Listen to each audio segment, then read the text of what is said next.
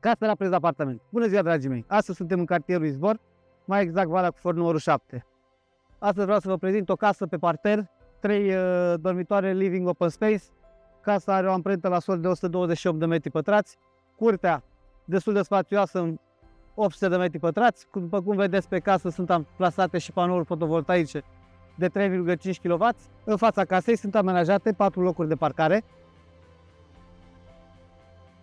Ne aflăm în curtea interioară, unde se găsește o anexă și o terasă destul de generoasă. Haideți să vă prezint și interiorul. Aici avem unul dintre cele 3 dormitoare amenajate pentru copii. În lângă găsim un grup sanitar cu duș. Și aici avem un living open space cu bucătărie mobilată și utilată.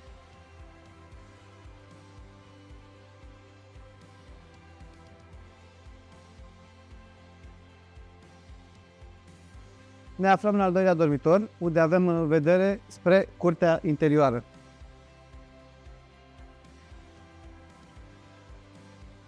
Și cea de-a treia cameră, care este dormitor matrimonial cu baie proprie.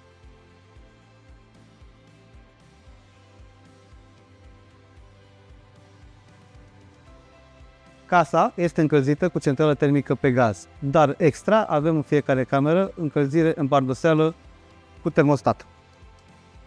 Sună-mă să programăm o vizionare. Marian Apostol, Starting Up România.